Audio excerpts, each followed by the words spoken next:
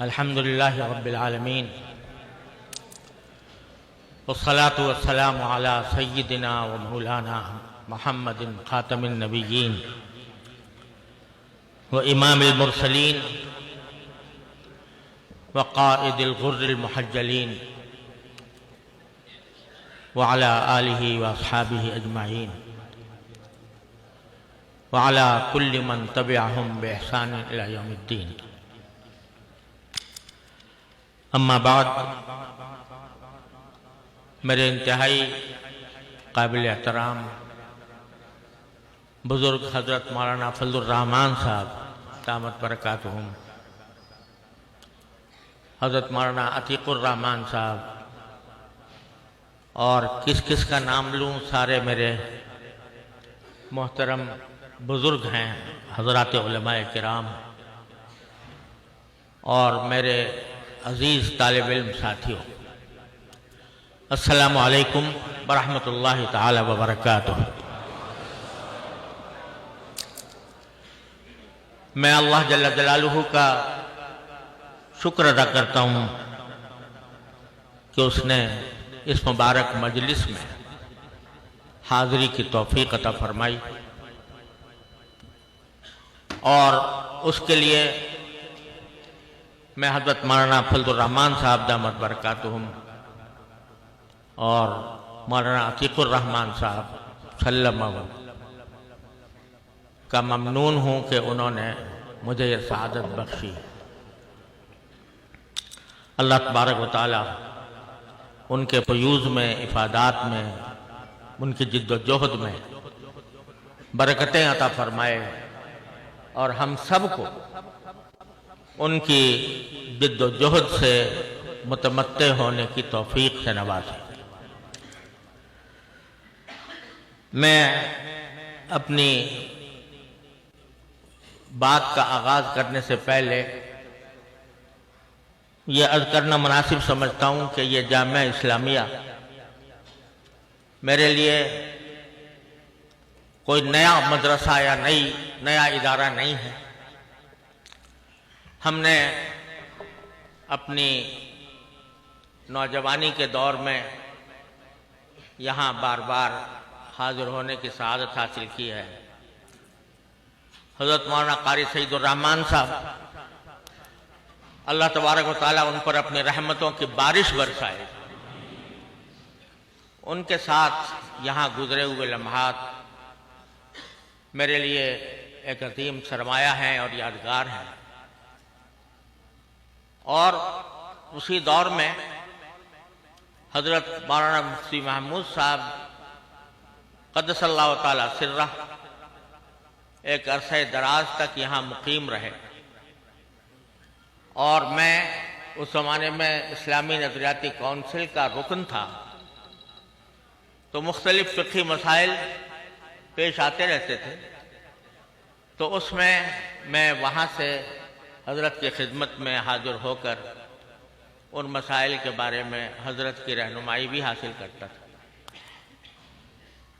آج عرصہ دراز کے بعد یہاں پر حاضری کی سعادت نصیب ہوئی، تو مجھے وہ سارے لمحات ایک فلم کی طرح میرے سامنے گزر رہے ہیں۔ یہ اللہ تعالیٰ کا کرم ہے کہ مولانا عتیق الرحمان صاحب نے، جو ان کے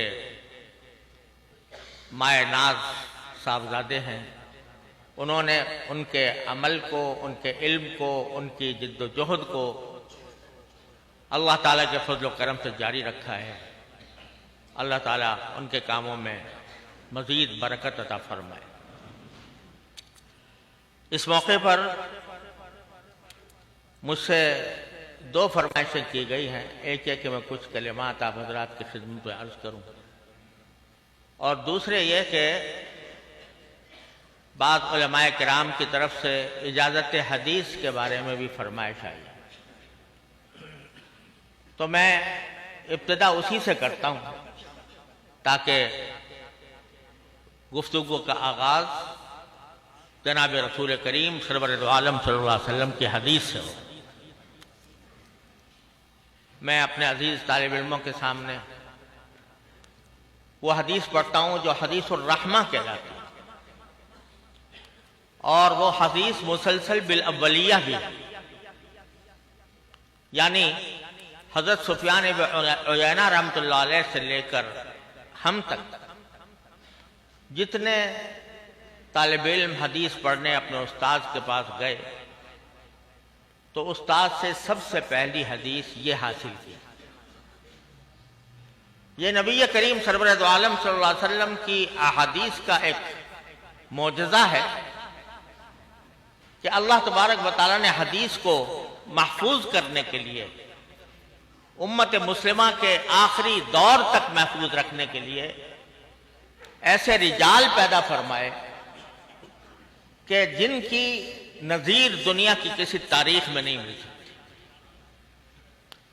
اور مذاہب میں بائبل کی کتابوں کو لے لیجئے، تورات یا انجیل کو لے لیجئے، زبور کو لے لیجئے، اللہ تبارک و تعالیٰ نے ان کی حفاظت کا کوئی وعدہ نہیں فرمایا۔ چنانچہ آج جو لوگ دعوے دار ہیں کہ یہ بائبل کے اندر تورات بھی ہے، انجیل بھی ہے، زبور بھی ہے، ان سے اگر پوچھا جائے کہ بتاؤ تمہارے پاس اس کی کیا سند ہے، تو وہ ہمیشہ سر جھکا لیتے ہیں اور ان کے پاس اس کی کوئی سند نہیں، نہ تورات کی، نہ انجیل کی، نہ زبور کی، نہ بائبل کی اور 64 کتابوں کی۔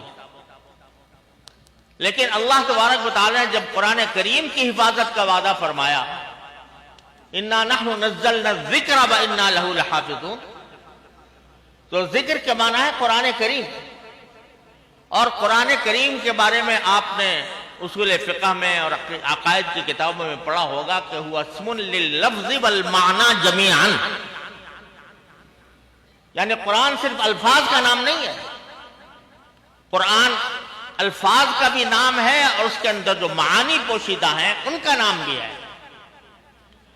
اور احادیث رسول اللہ صلی اللہ علیہ وسلم کیا ہے؟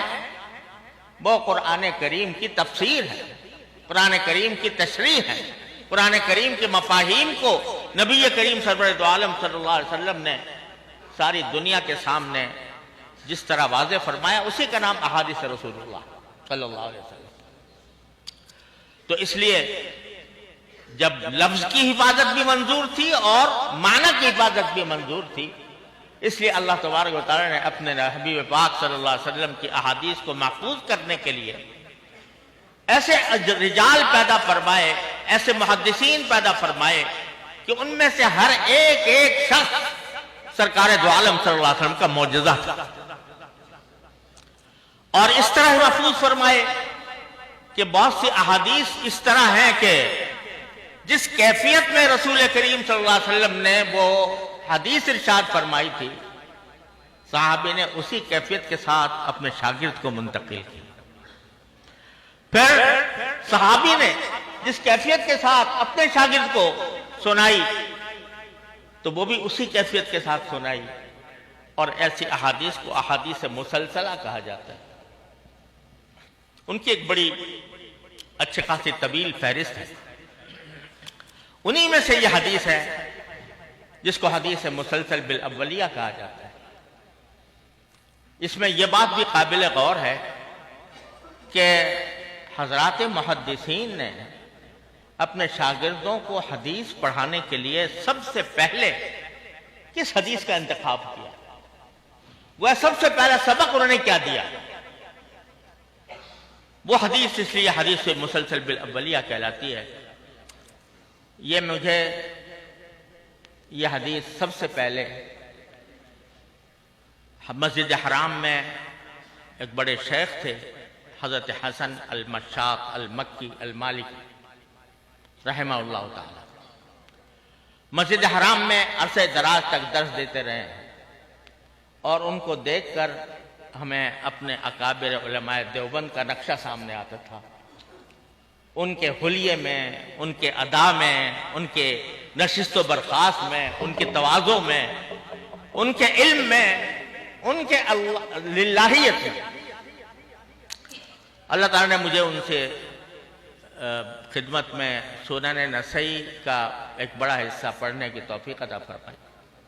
سن 1963 کی بات ہے، آج سے 57 سال پہلے اس وقت میں نے جب ان سے درس حدیث شروع کیا تو انہوں نے سب سے پہلے مجھے یہ حدیث سنائی اور کہا کہ یہ حدیث مسلسل بالاولیہ ہے اور میں تمہیں اسی سے آغاز کرا. اس کے بعد حضرت شیخ محمد یاسین الفادانی رحمۃ اللہ علیہ، جو اصلاً جاوا کے باشندے تھے لیکن علم حدیث حاصل کرنے کے لیے مدرسہ سہولتیہ مکہ مکرمہ میں آئے تھے، وہیں پر علوم اسلامیہ کی تعلیم حاصل کی اور پھر وہیں مکہ مکرمہ میں مقیم رہے. اور چونکہ ان کو یہ ذوق تھا کہ مکہ مکرمہ میں اطراف عالم سے علماء و مشائخ آیا کرتے تھے، تو وہ ان کی خدمت میں جا کر ان سے سند حدیث حاصل کیا کرتے، اجازت حدیث حاصل کیا کرتے. لہذا اپنے زمانے میں احادیث کی اسانید کا اتنا بڑا ذخیرہ کسی اور کے پاس نہیں تھا، مسند حدیث.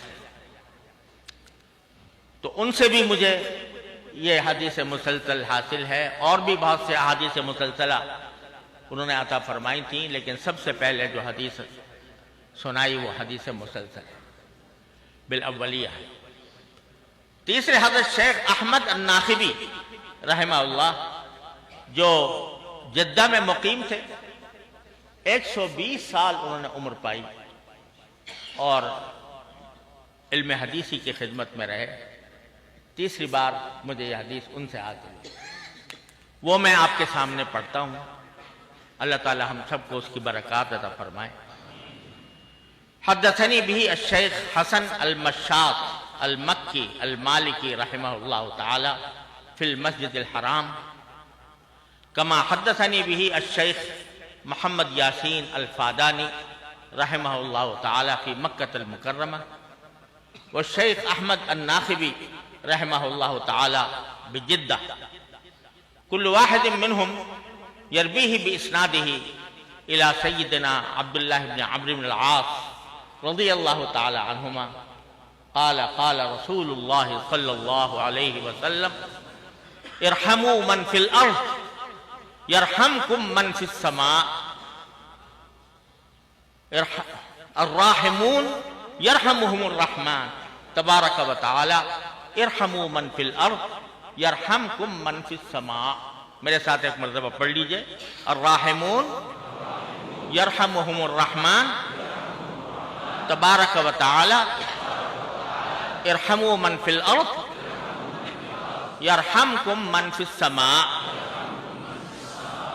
بہذا اول حدیث سمعته من هؤلاء الشیوخ وكل واحد منهم يقول هذا اول حدیث سمعته من شیخی، وهذا التسلسل ينتهي الى سفیان بن عیینہ رحمہ اللہ تعالی. فانا اجیز الطلبہ والذین يريدون ان يحصلوا على اجازة هذا الحديث اجیزهم بهذا الحديث بهذا التسلسل كما اجیزكم جميعا بكل ما اروي عن مشايخي في باكستان والهند والبلاد العربية، وأسأل الله سبحانه وتعالى أن يوفقنا جميعا لاتباع سنة النبي الكريم صلی اللہ علیہ وسلم. اس تمہید کے بعد آج اسی پر گفتگو تھوڑی سی کر لوں کہ یہ حدیث ہے جو آپ نے سنی ابھی. سب حضرات اس کا مطلب تو سمجھ ہی گئے ہوں گے کہ الراحمون یرحمہم الرحمن، جو لوگ دوسروں پر رحم کرتے ہیں رحمان ان پر رحم کرتا ہے. اور اس کا آگے سبق یہ دیا کہ ارحموا من فی الارض یرحمکم من فی السماء، زمین والوں پر تم رحم کرو، آسمان والا تم پر رحم کرے گا. یہاں غور کرنے کی بات یہ ہے کہ اس حدیث کو مسلسل بالاولیہ کہا جاتا ہے، جس کا مطلب یہ ہے کہ جب کسی شیخ کے پاس کوئی طالب علم حدیث سننے کے لیے گیا، حدیث حاصل کرنے کے لیے گیا، سب سے پہلی حدیث جو سنائی وہ یہ سنائی. حالانکہ احادیث بے شمار ہیں. امام بخاری نے انما الاعمال بالنیات سے شروع کیا ہے، کسی نے طہارت سے شروع کیا ہے، کسی نے صلاۃ سے شروع کیا ہے، کیونکہ ان عبادات کی اہمیت ہے۔ لیکن ہمارے ان اکابر نے اس حدیث سے سبق کا آغاز کر کے سب سے پہلے ہمارے طلباء کے دل میں، ان کی گھٹی میں یہ بات ڈالی کہ تم اگر نبی کریم رحمت للعالمین صلی اللہ علیہ وسلم کی احادیث پڑھنے جا رہے ہو تو پہلے نبی کریم صلی اللہ علیہ وسلم کی جو صفت رحمت ہے اس کو اپنی گھٹی میں ڈال لو کہ زمین والوں پر تمہیں رحم کرنا چاہیے۔ اور اس میں یہی نہیں کہا کہ ارحم المسلمین، مسلمانوں پر رحم کرو، من فی الارض، زمین میں جتنے لوگ ہیں وہ مسلمان ہو یا غیر مسلم ہو، اپنے موافق ہو یا مخالف ہو، ان پر رحم کرو۔ رحم کے عنوانات مختلف ہوتے ہیں، رحم کے طریقے مختلف ہوتے ہیں، کسی کے ساتھ رحم کا تقاضا کچھ ہوتا ہے، کسی کے ساتھ رحم کا تقاضا کچھ اور ہوتا ہے، لیکن رحم سب پر کرنا ہے، کافروں پر بھی غیر مسلموں پر بھی۔ رحم کس طرح کرنا ہے کہ دل میں یہ درد ہو، دل میں یہ تڑپ ہو، دل میں یہ جلن ہو، میں کس طرح ان کو جہنم کی آگ سے نکال کر جنت کے باغات میں پہنچا دوں۔ نبی کریم سرورت عالم صلی اللہ علیہ وسلم فرماتے ہیں کہ میری مثال اور تمہاری مثال ایسی ہے جیسے کسی شخص نے آگ جلائی تو یہ پروانے آ کر اس آگ میں گر رہے ہیں، گرنا چاہتے ہیں، میں کولیاں بھر بھر کر ان کو آگ سے بچا کر لے جانا چاہتا ہوں۔ کافروں پر غصہ نہیں بلکہ ان پر رحم، ان پر ترس کھانا، یہ جہنم کی طرف جا رہا ہے، میں کسی طرح اس کو کھینچ کر جنت کی طرف لے آؤں، یہ رحم۔ یہ انبیاء کرام علیہ السلام کا یہی طریقہ ہوتا ہے کہ ان کا دل کڑتا ہے، اتنا کڑتا ہے کہ وہ اپنے آپ کو ہلاک کرنے کی فکر میں چلے جاتے ہیں۔ لعلک باخع نفسک الا یکونوا مؤمنین، وہ شفقت کا اور محبت کا یہ مظاہرہ ہوتا ہے کہ کسی طرح ان کو جہنم سے نکالنا۔ لیکن ہے، اس لیے بزرگوں نے فرمایا کہ جو کوئی کافر ہو یا فاسق ہو یا فاجر ہو، گناہگار ہو، خطاکار ہو، اس کی گناہ سے نفرت کرو، اس کے کفر سے نفرت کرو، اس کی ذات سے نہیں۔ ذات سے مطلب یہ کہ اس ذات کو اس بنا پر بے شک برا سمجھو کہ اس نے ایک غلط کام کیا، لیکن اس کی مثال ایک بیمار کی تھی۔ ایک شخص بیمار ہو جائے تو بیمار کو پر غصہ نہیں کیا جاتا کہ تم کیوں بیمار ہوئے، بیمار پر ترس کھایا جاتا ہے، اس پر رحم کیا جاتا ہے کہ کسی طرح یہ صحت یاب ہو جائے، اس کے لیے علاج کیا جاتا ہے، اس کی تیمارداری کی جاتی ہے، اس کا علاج کیا جاتا ہے۔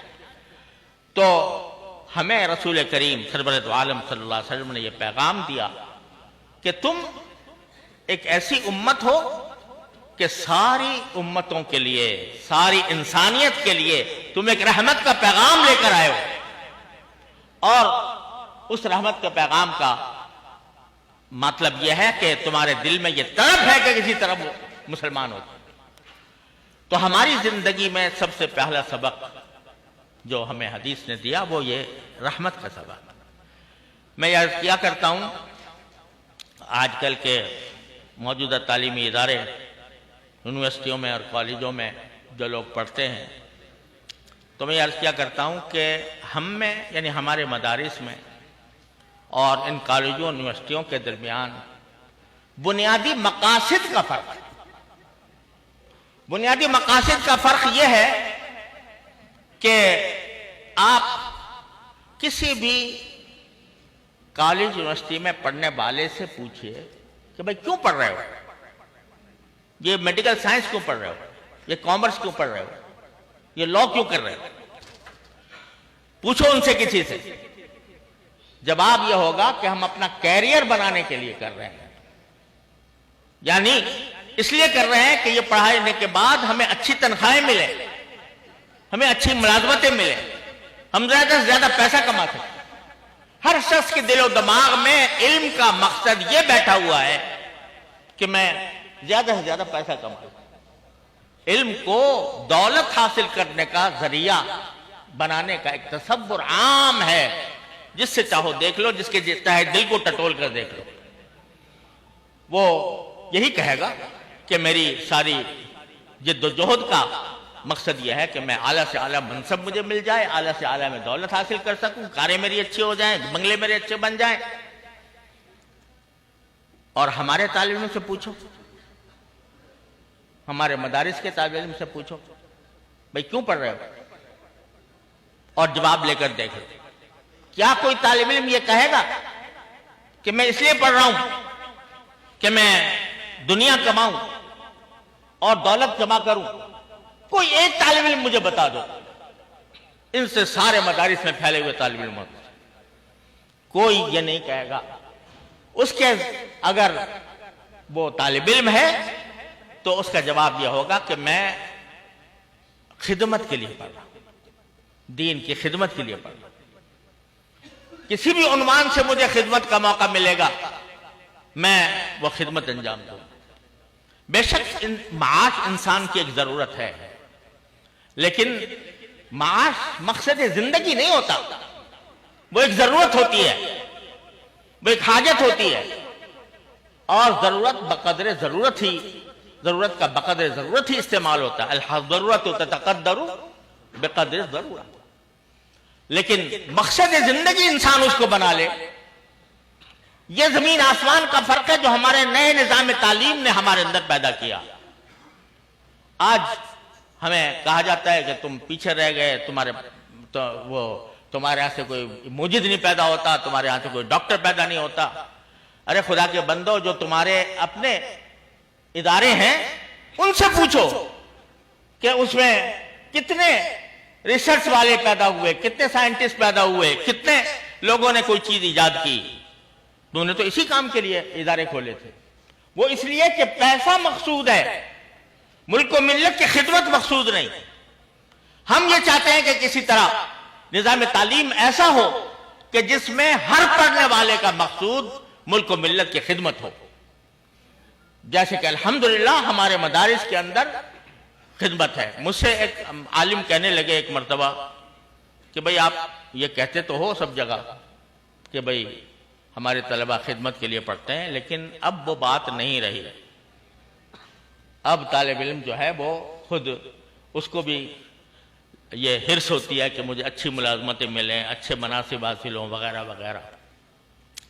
تو میں نے ایک دن اپنے سارے طالب علموں کو جمع کر کے ان سے پوچھا کہ بھائی تم دل پہ ہاتھ رکھ کے بتاؤ، تمہاری بات کہیں باہر نہیں جائے گی، لیکن یہ بتاؤ کہ واقعی ایک صاحب یہ مجھ سے کہہ رہے تھے، تو کیا واقعی یہ بات ہے کہ اب ہمارا طالب علم جو ہے وہ خدمت کے لیے، دین کی خدمت کے لیے نہیں بلکہ پیسے کمانے کے لیے پڑھتا ہے؟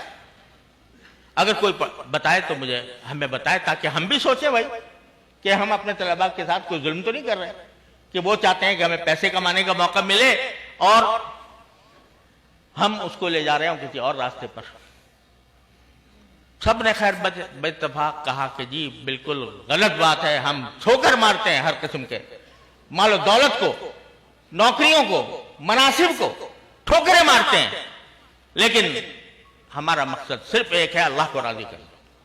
الحمدللہ سب نے، یہ تو مجمع میں ہوا، مجمع کے اندر ہو سکتا ہے کہ کچھ لوگ جو ہیں شرما شرمی کوئی بات کہہ جائیں، سوچتے ہوں کہ بھئی کیا کہیں گے تو لوگ ہمیں کیا سمجھیں گے۔ میں نے کہا لکھ کر دو سب لوگ، بغیر نام کے، نام بھی نہ لکھو، تاکہ مجھے یہ نہ ہو کہ بھئی وہ شخص نے کہا تو وہ بدنام ہو جائے۔ لکھ کر دیا طلبہ نے، اور کہا کہ جس شخص نے آپ سے یہ کہا ہے اس نے جھوٹ بولا ہے اور غلط کہا ہے۔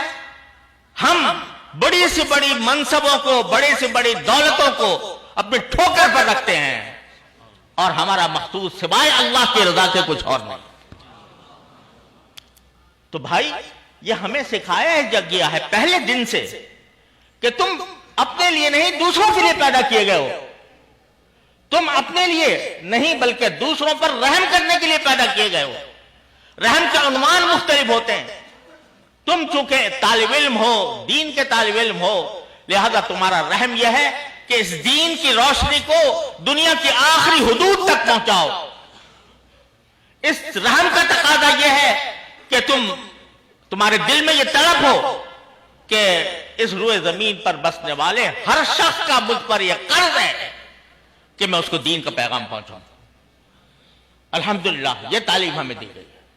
تو ہمیں آج یہ کہا جائے کہ بھائی ہم جو ہیں وہ چاہتے ہیں کہ یہ طلبہ بڑے آج کل یعنی خیرخواہ ہیں لوگ آپ کے, بڑی خیرخواہی سے یہ باتیں کرتے ہیں کہ بھئی ہم یہ دیکھتے ہیں کہ یہ بیچارے جب فارغ ہوتے ہیں تو ان کے پاس روزگار نہیں ہوتا اور ان کو معاشی مناسب تک نہیں پہنچایا جاتا. تو ہمارا تو دل یہ چاہتا ہے کہ ہم ان اپنے جگر کے ٹکڑوں کو کیا بنائیں, انجینئر بنائیں, ان کو ڈاکٹر بنائیں, ان کو فوج کا جنرل بنائیں. لہذا بہت زیادہ آج کل آپ پر مہربان ہیں لوگ اور اس مہربانی کے تحت یہ ارادے کیے ہوئے ہیں. تو خوب اچھی طرح سمجھ لیجئے ہم نے تو ان سے یہ کہا کہ بھائی آپ یہ منصبوں کی بات کرتے ہیں, ہم تو اپنے طلباء کو گھٹی میں یہ پلاتے ہیں کہ تمہارا معاش بعد میں ہے اور تمہارا مقصد زندگی پہلے ہے. وہ مقصد زندگی کیا ہے؟ انسانیت کی خدمت. مقصد زندگی کیا ہے؟ انسانیت پر رحمت, اور وہ ہے رحمت للعالمین صلی اللہ علیہ وسلم کا پیغام دنیا تک پہنچانا. تو میرے عزیزو اور طالب علم, اللہ تعالیٰ آپ کے علم و عمل میں ترقی عطا فرمائے. یہ بہت بڑی امانت ہے, بہت بڑا کام ہے جو اللہ تبارک و تعالیٰ اس تعلیم کے بعد آپ کے سروں پر ڈال رہے ہیں.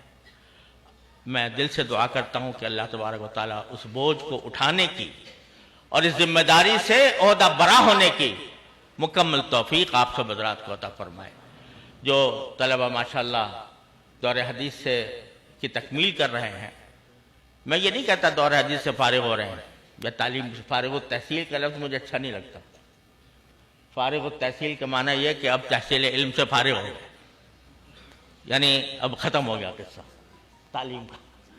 یہ مجھے اچھا نہیں لگتا. ارے تعلیم اور علم تو وہ چیز ہے کہ جو مرتے دم تک اس سے آدمی فارغ نہیں ہوتا. طلب العلم من المہدی الی اللحد, وہ کبھی ختم نہیں ہوتا. امام ابو یوسف رحمۃ اللہ علیہ کے پاس ان کے شاگرد گئے مرض وفات میں تیمارداری کے لیے, عیادت کے لیے. تو بستر مرگ پر پڑے ہوئے ہیں اور شاگرد سے خیریت بتانے کے بعد فرماتے ہیں کہ یہ بتاؤ کہ جو حج میں رمی ہوتی ہے وہ راکباً افضل ہے یا ماشیاً افضل ہے؟ بستر مرگ پر یہ خیال دماغ میں گھوم رہا ہے کہ راکباً افضل ہے یا ماشیاً افضل ہے. شاگرد نے کہا جی ماشیاً افضل ہے. کہا کہ نہیں. پھر کہا کہ جی راکباً افضل ہے. فرمایا نہیں. تو آپ فرمائیے کیا ہے؟ تو فرمایا کہ جمرہ عقبہ کی جو رمی ہے پہلے دن کی وہ راکباً افضل ہے اور باقی 2 دنوں کی جو رمی ہے وہ ماشیاً افضل ہے. اس واسطے کہ رسول کریم صلی اللہ علیہ وسلم نے پہلے دن کی رمی سوار ہو کر کی تھی اور دوسرے 2 دنوں کی رمی پیدل کی تھی. لہذا صحیح جواب یہ ہے. وہ سبق لے کر یعنی عیادت کے لیے گئے تھے, ایک سبق لے کر آئے اور جب باہر نکلے تو کہتے ہیں چند قدم چلا تھا کہ ان کے گھر سے آواز آئی کہ امام یوسف کی روح پرواز کر گئی. طلب العلم من المہد الی اللحد.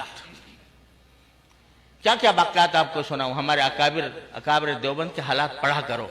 افسوس یہ ہے کہ آج کل ہمارے طلبہ بلکہ اساتذہ بھی بسا اوقات ہمارے اکابر کے حالات سے بے خبر رہتے ہیں. ارے یہ جو سوانح لکھی گئی ہیں حضرت نانوتوی رحمۃ اللہ علیہ سے، حضرت نانوتوی کے سوانح، حضرت گنگوہی کے سوانح، حضرت مولانا خلیل احمد صاحب رحمۃ اللہ علیہ کے سوانح، حضرت شیخ الہند کے سوانح، حضرت مولانا حکیم الامت مولانا تھانوی کے سوانح، حضرت مولانا سید حسین احمد صاحب مدنی رحمۃ اللہ علیہ کے سوانح، حضرت شیخ الحدیث مولانا زکریا صاحب کے سوانح آپ بھی تھی. یہ علوم کے سمندر ہیں. یہ وہ باتیں جو آپ کتابوں میں نہیں پائیں گے وہ ان حضرات کے سوانح میں ملیں گی. آج چونکہ ہم لوگ ان سے بے خبر ہو چکے ہیں، لہذا ان کے مزاج سے، ان کے مذاق سے، ان کے نور علم سے ہم بے بہرا ہوتے چلے جا رہے ہیں. تو وہ حضرت ان سے پتہ چلتا ہے کہ دین کیا ہے اور دین کے اوپر عمل کرنے کا انداز کیا ہے اور اس کی اتباع سنت کا انداز کیا ہے اور دین کی دعوت پھیلانے کا انداز کیا ہے. سب کچھ ان کے ہاں موجود ہے. ان کے میں سے ایک ایک کا واقعہ آپ دیکھ لو پڑھ کر کہ وہ علم کے بارے میں کبھی یہ نہیں سمجھا کہ ہم عالم ہو گئے، فارغ التحصیل ہو گئے. یہاں تک کہ اپنے لیے عالم کا لفظ بھی استعمال نہیں کرتے. عالم کا لفظ بھی استعمال، طالب علم کہتے تھے اپنے آپ کو ساری زندگی. حضرت مولانا تھانوی رحمۃ اللہ علیہ نے ایک مرتبہ فرمایا کہ میں اللہ تعالیٰ کے بھروسے پر کہتا ہوں کہ ساری دنیا کے عقلاء جمع ہو کر کسی ایک شرعی مسئلے پر کوئی اشکال لے کر آ جائیں، میں ایک طالب علم، ادنا طالب علم، ان کے سارے اشکالات کا 2 منٹ میں جواب دے سکتا ہوں. اور میں تو ایک طالب علم ہوں. علماء کی تو بڑی شان ساری زندگی. آج ہم دیکھتے ہیں کہ ہم خود اپنے آپ کو عالم کہنے لگے. ہم علماء جمع ہوئے، ہم علماء نے یہ قرارداد پیش کی، ہم علماء نے یہ کام کیا. تو بھائی اللہ تعالیٰ ہمیں عالم ہی نہیں طالب علم ہی بنا دے تو اس کا بڑا کرم ہو. تو اس کو فارغ التحصیل نہ سمجھیں. اب یہ آپ کی طالب علمی کا آغاز ہوا ہے صحیح معنی. اس کو استعمال کر کے اپنی استعداد کو آگے بڑھائیں، اپنے اکابر کی سوانح پڑھیں، ان کے مواعظ پڑھیں، ان کے ملفوظات پڑھیں، جس سے دین کی صحیح سمجھ حاصل ہو. اور اس کے بعد دیکھیے قرآن کریم جو الفاظ استعمال کیے ہمارے تعلیم کے مقصد کے وہ کیا ہیں؟ لِيَتَفَقَّهُوا فِي الدِّينِ، لِيَتَفَقَّهُوا فِي الدِّينِ. یہ نہیں فرمایا لِيَتَعَلَّمُوا الدِّينِ، لِيَتَفَقَّهُوا فِي الدِّينِ. کیا معنی؟ سمجھ حاصل کریں دین کی. سمجھ جو ہے وہ بزرگوں کی صحبت سے آتی ہے، بزرگوں کی سوانح پڑھنے سے آتی ہے، ان کے مواعظ ملفوظات پڑھنے سے آتی ہے.